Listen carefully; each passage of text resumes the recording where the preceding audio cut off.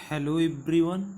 इस सेशन के अंदर हम लोग सिंपल पास्ट टेंस करेंगे। तो देखिए, सिंपल पास्ट टेंस हम लोग वहाँ पर यूज करते हैं जिस सेंटेंस के अंदर ऐसे एक्शन के बारे में बताया गया हो, ऐसे कार्य के बारे में बताया गया हो जो कि ख़त्म हो चुका हो। ठीक है, वो क्या हो चुका हो? कंप्लीट हो चुका हो। ठीक है, कब कंप्लीट हो चुका हो? पास्ट में ही कंप्लीट हो चुका हो। यानी कि सेंटेंस के अंदर कोई ना कोई उसमें दिया रहेगा, पास्ट टाइम दिया रहेगा। ठीक है, जैसे कुछ वर्ड्स जैसे यस्टरडे, ठीक है, लास्ट वीक, ठीक है, जैसे last year, last month, 2 days ago। ठीक है, तो अगर ऐसे वर्ड्स दिए हैं सेंटेंस के अंदर तो हम समझ जाएंगे कि ये पास्ट टाइम दिया हुआ है और ये जो एक्शन है, जो कार्य है, ये पास्ट में ही ख़त्म हो चुका है। तो वहाँ पर हम लोग सिंपल पास्ट का यूज करेंगे। ठीक है, ओके। जनरली हम लोग स्टोरी टेलिंग करते वक्त, यानी कि अगर कोई पास्ट की घटना है, पास्ट इवेंट्स हैं, उनके बारे में बताते हुए हम लोग सिंपल पास्ट का ही यूज करते हैं। ठीक है, तो जैसे अपने पास एक एग्जाम्पल है, I saw you but you did not see me. ठीक है, जैसे कोई है, किसी को मैंने कल देखा था लेकिन उसने मुझे नहीं देखा था। ठीक है, तो ये पूरा एक्शन जो है पास्ट में कंप्लीट हो गया था। ठीक है, ओके, कार्य जो था वो खत्म हो चुका था। इसीलिए इस पे हम लोग क्या यूज कर रहे हैं? सिंपल पास्ट टेंस का यूज कर रहे हैं। आई सा यू, मैंने तुम्हें देखा, बट, लेकिन, यू डिड नॉट सी मी, लेकिन तुमने मुझे नहीं देखा। तुमने मुझे क्या कर दिया? इग्नोर कर दिया। ठीक है, चलिए, तो देखिए, बात करेंगे अब सिंपल पास्ट टेंस के स्ट्रक्चर की। ठीक है, तो देखिए, एकमात्र टेंस है सिंपल पास्ट टेंस। ठीक है, एकमात्र टेंस जहाँ पर वर्ब की सेकंड फॉर्म यूज होती है। ठीक है, तो दिमाग में ये बात बैठा लो कि अगर सेंटेंस में, ठीक है, कोई भी सेंटेंस आपको दिखे और वर्ब की सेकंड फॉर्म यूज हो गई है तो वो डेफिनेटली सिंपल पास्ट टेंस है। ठीक है, और वो भी सिर्फ एक्टिव वॉइस में सिंपल पास्ट टेंस में यूज होता है वर्ब की सेकंड फॉर्म। आपको कहीं भी ग्रामर के अंदर जितने भी टेंस हैं, कहीं पे भी वर्ब की सेकंड फॉर्म किसी भी टेंस में नहीं मिलेगी एक्सेप्ट सिंपल पास्ट टेंस। ठीक है, तो याद करना आसान है कि सिंपल पास्ट टेंस में सेकंड फॉर्म यूज होती है। ठीक है, ओके। तो देखो, जब अपन निगेटिव बनाएंगे तो यहाँ पर हेल्पिंग वर्ब का यूज होगा डिड। ठीक है, ओके। डू और डज का यूज होता है सिंपल प्रेजेंट में। डिड उसका क्या हो गया?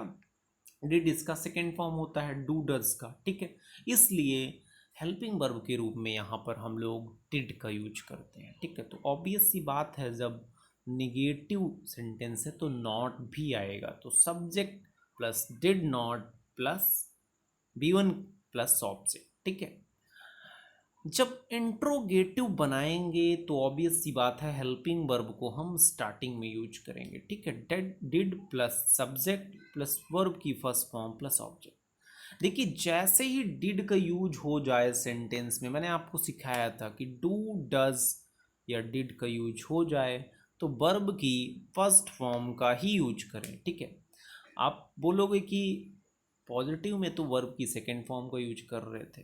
क्यों कर रहे थे? क्योंकि वहाँ पर देखो डिड का यूज नहीं हुआ है।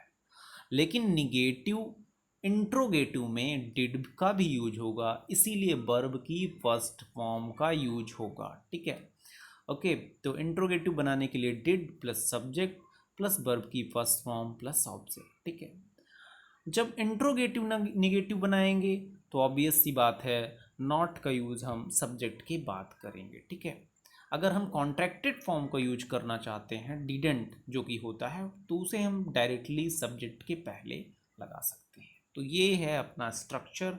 आपको स्ट्रक्चर ध्यान रखना बहुत ज़रूरी है कि स्ट्रक्चर्स पर ही बेस्ड क्वेश्चंस पूछ दिए जाते हैं कॉम्पिटिटिव एग्जाम्स में। ठीक है, तो चलिए कुछ और इम्पोर्टेंट पॉइंट्स देख लेते हैं। ठीक है, देखिए, जब भी सेंटेंस में आपको इट्स टाइम, ठीक है, आपको इट्स टाइम लगा हुआ मिले, ठीक है, या इट्स हाई टाइम, ठीक है, इट्स टाइम मतलब अब समय है, इट्स हाई टाइम यानी ये उपयुक्त समय है, अगर इनका यूज हो बहुत सही समय है, तो यहाँ पर ध्यान देना है आपको कि सब्जेक्ट बस अगर इनके बाद यूज हो रहा है, ठीक है, तो वहाँ पर वर्ब की सेकेंड फॉर्म का आपको यूज करना है। किसका यूज करना है?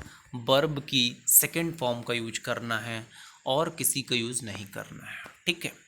जैसे अपने पास सेंटेंस है it's time you should study, ठीक है, तो this is absolutely wrong because यहाँ पर यूज हुआ है इट्स टाइम का, ठीक है, और रूल क्या कहता है अपना कि इट्स टाइम और इट्स हाई टाइम का अगर यूज हो सेंटेंस में और उसके बाद सब्जेक्ट बस आए, ठीक है, जैसे यू यहाँ पर आ गया सब्जेक्ट, ठीक है, तो उसके बाद वर्ब की सेकेंड फॉर्म का यूज करना है, ठीक है, इसीलिए यहाँ पर स्टडीड का यूज करेंगे हम लोग, शुड स्टडी का यूज नहीं करेंगे। तो करेक्ट सेंटेंस अपना क्या हो जाएगा?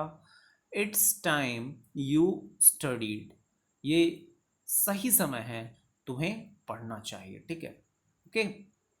चलिए अब हम लोग बात करेंगे अगले पॉइंट की। देखिए जब भी इट्स टाइम के बाद अगर टू का यूज हो जाए, किसका यूज हो जाए? टू का यूज अगर हो जाए, देखिए यहाँ पर टू का यूज नहीं हो रहा था, डायरेक्ट सब्जेक्ट आ गया था, लेकिन अगर इट्स टाइम के बाद टू का प्रयोग हो तो क्या होता है? टू के बाद वर्ब की फर्स्ट फॉर्म का यूज किया जाता है, ठीक है। जैसे यहाँ पर देखो इट्स टाइम टू स्टडी, ठीक है, अब क्या किसका समय है? पढ़ने का समय है, ठीक है। तो देखिए यहाँ पर इट्स टाइम के बाद टू का यूज़ हो रहा है, ठीक है, इसलिए हम लोग वर्ब की फर्स्ट फॉर्म का यूज कर रहे हैं, क्योंकि आप जानते हो कि टू प्लस V1 का यूज होता है, ठीक है, टू के बाद वर्ब की फर्स्ट फॉर्म का यूज होता है। आप जानते हो टू प्लस V1 को क्या बोलते हैं? इन्फिनिटिव बोलते हैं। क्या बोलते हैं? इन्फिनिटिव बोलते हैं, ठीक है, ओके। इसमें नाउन और वर्ब दोनों की प्रॉपर्टीज होती हैं, ठीक है। डिस्कस करेंगे इसको हम लोग किसी फर्दर वीडियो में, किसी अन्य वीडियो में हम लोग इन्फिनिटिव को डिस्कस करेंगे, ठीक है, ओके। चलिए अब देखिए कुछ सेंटेंसेस ऐसे होते हैं जिनमें बात पर जोर दिया जाता है, ठीक है। अब बात पर जोर देने के लिए हम लोग किसका यूज करते हैं? हेल्पिंग वर्ब का यूज करते हैं अफर्मेटिव सेंटेंस के अंदर भी। देखिए जनरली हम लोग जो पॉजिटिव सेंटेंस या अफर्मेटिव सेंटेंस अपना होता है वहाँ पर हेल्पिंग वर्ब यानी कि डू, डज या डिड का यूज नहीं करते हैं, लेकिन जब बात पर जोर देना है, ठीक है, तो हम लोग हेल्पिंग वर्ब का भी यूज करते हैं, ठीक है। जैसे अपना ये सेंटेंस है you do come here every day. अब जैसे मुझे कहना है कि तुम डेली आते हो, ठीक है, मुझे क्या करना है? बात पे जोर देना है, ठीक है, तो मैं क्या बोलूँगा? You do come here every day, ठीक है। जैसे मम्मी मुझे बोले कि तुम पढ़ते नहीं हो, तो मैं क्या बोलूँगा? मैं पढ़ता तो हूँ, आई डू स्टडी। आप वहाँ पे ये नहीं बोल सकते कि आई स्टडी, ठीक है, आपको इम्फेसिस करने के लिए डू लगाना पड़ेगा, आई डू स्टडी, यानी कि अपना जैसा भी टेंस है उसके हिसाब से। अगर सिंपल प्रेजेंट है तो डू और डज का यूज अकॉर्डिंग टू अपना जैसा सब्जेक्ट है, और अगर पास्ट है तो वहाँ पर डिड का यूज करेंगे, ठीक है। जैसे मम्मी ने कहा कि तुम कुछ भी काम नहीं करते हो, तो आप क्या बोलोगे? मैं करता तो हूँ, ठीक है, तो यहाँ पर भी आप बात पे क्या कर रहे हो? जोर दे रहे हो, ठीक है, ओके। Is it clear? तो देखिए जैसे यहाँ पर है you do come here every day, ठीक है, जैसे किसी ने कहा मैं कभी नहीं आता तुम्हारे पास, ठीक है, तो आप बोलोगे कि तुम आते तो हो, ठीक है, तो वहाँ पे तुम डेली आते तो हो, ठीक है, तो वहाँ पर आप जोर दे रहे हो बात पे, इसीलिए you do come here every day, do का यूज हुआ है, ठीक है। ऐसे सेंटेंस कहलाते हैं एम्पैटिक सेंटेंसेस। कैसे सेंटेंसेस? एम्पैटिक सेंटेंसेस, ठीक है। एम्फैटिक सेंटेंस यानी कि जोर देने वाले, जिसमें जोर दे दिया जाता है, ठीक है, तो वहाँ पर वर्ब की फर्स्ट फॉर्म के पहले डू, डज और डिड का यूज किया जाता है, ठीक है। जैसे अपना ये सेंटेंस है he did make a mistake, ठीक है। उस जैसे किसी ने कहा कि उसने किया ही क्या है, तो आप बोलो कि उसने गलती तो की है। तो अब आप यहाँ पे जोर दे रहे हो बात पे कि हाँ गलती उसी ने की है, ठीक है। इसीलिए यहाँ पर, और गलती की थी पास्ट में जा रहा है, इसलिए यहाँ पर डिड का यूज हो रहा है, he did make a mistake. तो आई होप आपको ये क्लियर हुआ होगा कि जब भी जनरली क्या होता है कि जनरली हम लोग तो डू डज और डिड का यूज़ हेल्पिंग वर्ब के रूप में पॉजिटिव सेंटेंस में नहीं करते हैं, लेकिन अगर मेन वर्ब पर जोर देना हो, ठीक है, जैसे अभी जोर दे रहे थे, तो हम लोग डू डज और डिड का यूज मेन वर्ब के पहले करते हैं, ठीक है।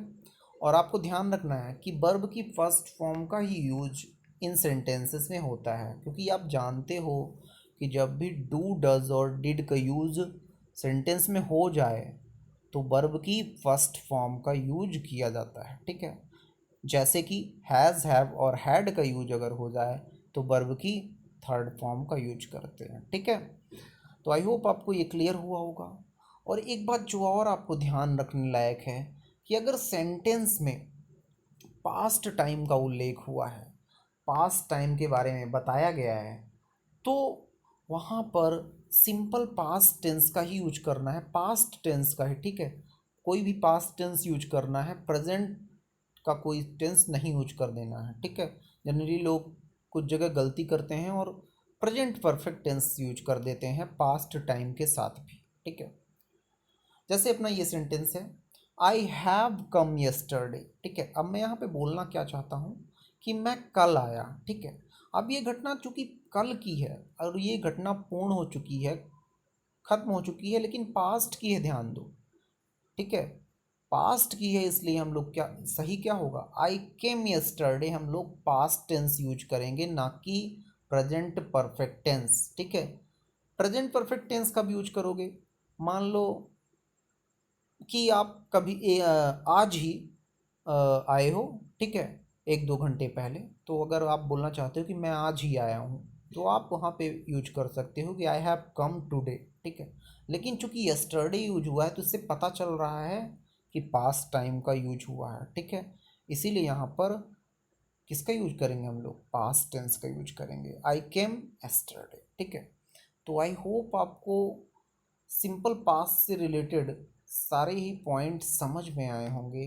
सिंपल पास्ट टेंस के कुछ सेंटेंसेस आपको लेने हैं, ठीक है। और कमेंट सेक्शन में सिंपल पास्ट टेंस का कोई एक सेंटेंस बना के आपको लिखना है, ठीक है।